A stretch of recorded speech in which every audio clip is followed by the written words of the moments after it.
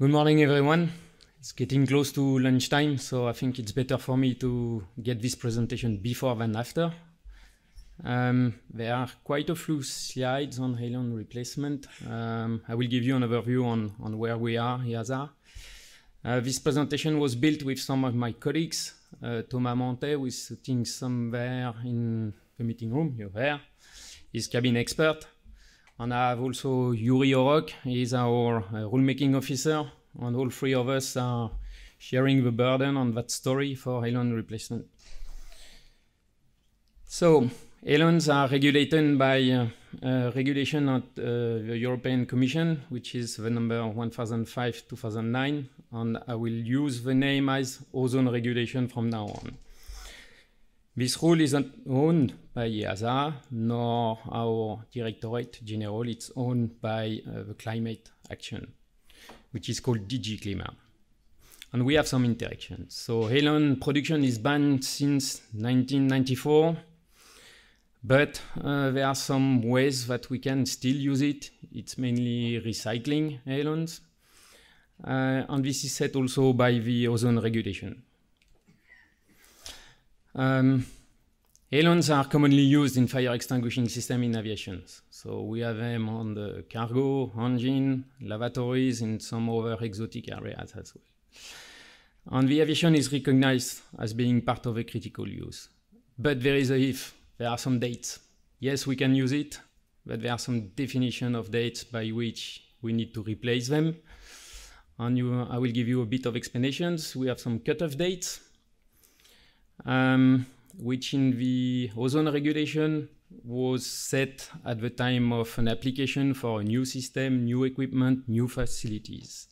And we had to clarify that terms with DG Clima because the vocabulary we are using on the Part 21 was not fully aligned with their understanding on what was an application for a new equipment or a new system.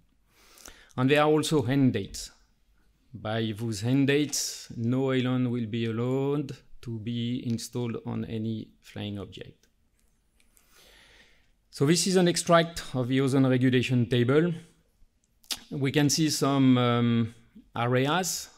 Again, this is used with a vocabulary from the DG Clima. You can have some cargo areas on CS-25 aircraft that do not specifically fit to that definitions, but overall, it attempts to give an overview on all the systems, so fixed systems versus portables, on the various areas where we can have some Halon. There are some dates for the cutoff on the end date. We are already overdue for some of the cutoff dates. And I will give a bit of information on that.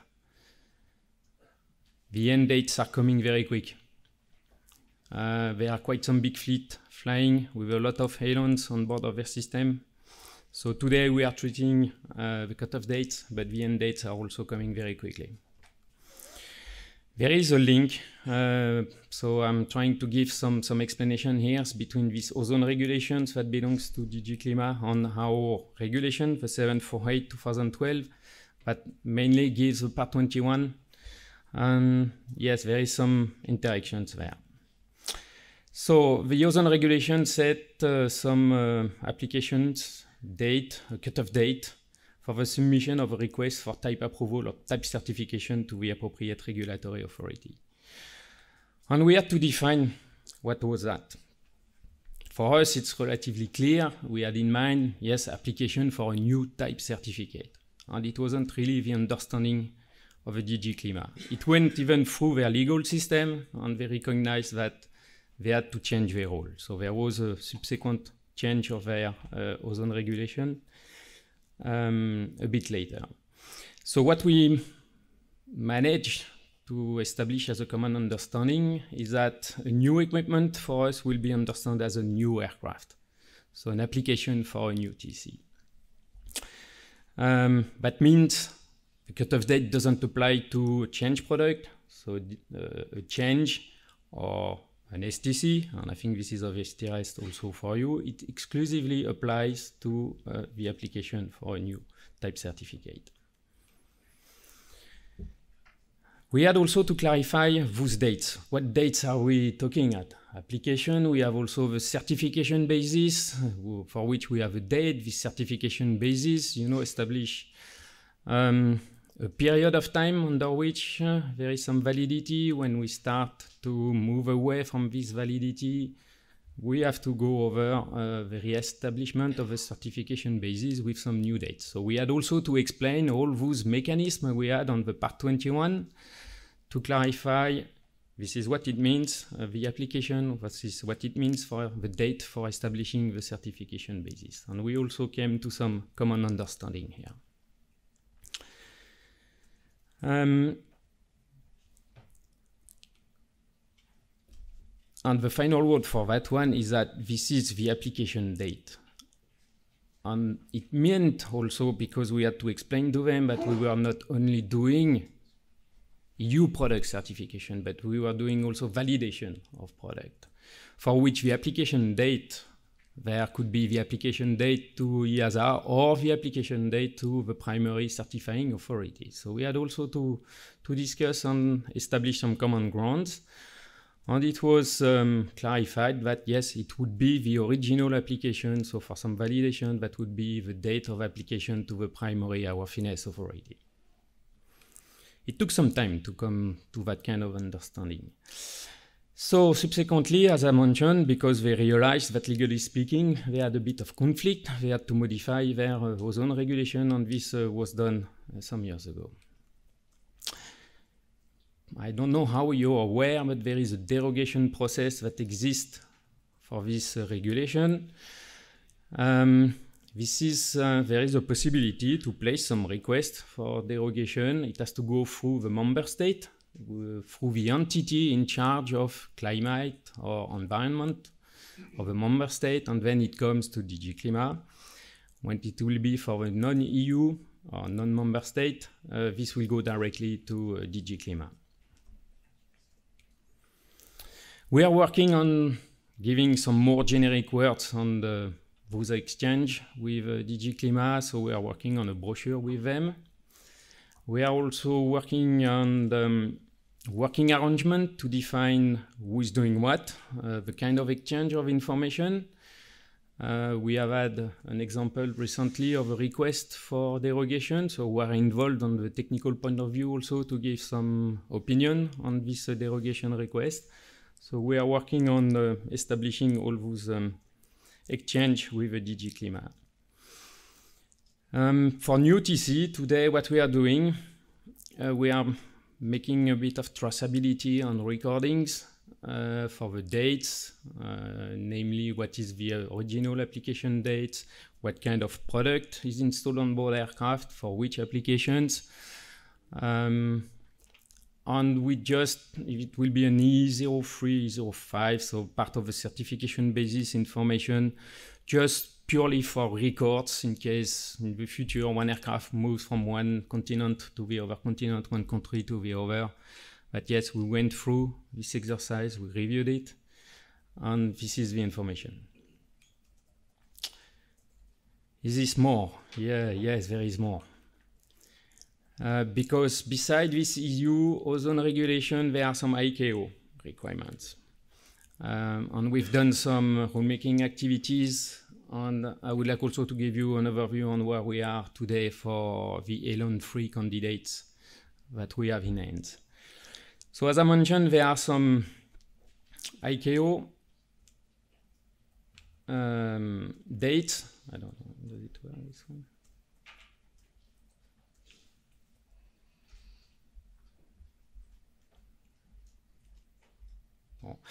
Okay, so the first column, this is really the ICAO dates, and we have already, if you compare to the second column, which is the ozone regulation, we don't have the exact same definitions.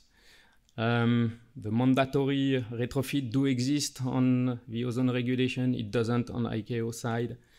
There is a forward fit date by ICAO, this doesn't exist on the ozone regulation. And we have the cutoff dates. There are some differences also in dates between ICAO and EU regulation.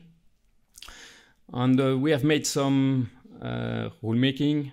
You will see on the CS later, but we have made some introduction on the part 26 for the forward fits, for handheld fire extinguisher and lavatory fire extinguishers to be in line with the ICAO. And there is recently some data that have been released for those forward fits, and I come to that. So there was a first, okay, no, let's come back because I forgot something. Some time ago, we also took the opportunity to clean the CSEs from reference to Halon. Because we had at some various places, we had the name used. So someone coming with an Halon 3 or something different from Halon could have been subject, not to conflict, but at least to direct interactions with the CSEs. So we have cleaned all the CSEs. CS23, CS25, CS27 and 29. We seized also the opportunity to introduce an AMC in those CSEs to give this table with all the dates, so to give a bit of information on awareness on Halon replacement dates. In parallel, we had to work on the portable fire extinguisher, so there was a rulemaking task that is now completed with a new ETSO for Halon 3 handheld. We have also, as I mentioned quickly earlier, the part 26 that is considering the forward fit date from ICAO. And this one is also completed relatively recently. So there is now some forward fit dates for handheld that are placed the 18th of May this year, on the forward fit date for the lavatory built-in extinguishers, February next year. And this is an extract of the part 26 where it forces operators to have Halon 3 at those dates for the two categories of fire extinguishers, which are the handheld and the lavatory ones. Where we are on the Halon replacement, it's extremely dependent on the industry goodwill to propose new agents. But we have certified some of them. And I'm giving you some examples with lavatories, with the FE36 or the FM200. On the handheld fire extinguisher, we have certified the 2 BTPs. On engine nacelle APU, we have the Forstrex. It was initially certified by FAA, but it's also EASA validated. And we know that there is on the US side one HFC 125 civil version of a military large airplane that is certified. And we have some more candidates ongoing. For the replacement, we are using most of the time the minimum performance standards established by the FAA Technical Center. It's a start for us. There is already quite some work done to clear the agent candidate for replacing Halon, but it's not the end of the journey for certification. We are discovering some agents that are very specific, which need some focus for specific areas. And we do generally raise a CRI for each of the agents, unless it's a very, very similar agent to Halon, such as Gaseous or HFC 125 probably, would be so similar to Halon that we do not expect any specific behavior. So ICAO and the EU ozone regulation dates are in place. We have clarified the cutoff date applied to new TC only. The date is application for new TC at the primary airworthiness authority. There is still some interactions between STC standards post Halon 3 configuration for new TC, new certificate of airworthiness that we need to further clarify. For new agent, we may need some guidance for certification. Today we have some focus on the cutoff on the forward fit. But again, we know by the industry that the end dates are also running and coming very quickly. And due to the amount of aircraft flying, this is already quite challenging to match those dates for some industry. As I mentioned, we are 3 of us working on that topic. So I'm giving you here the names. If you're willing to go more into some discussions on the cabin area, Thomas can definitely help you on the rulemaking process. Yuri can also help you, and for engine nacelle APU applications, I can definitely answer some of your questions. Thank you.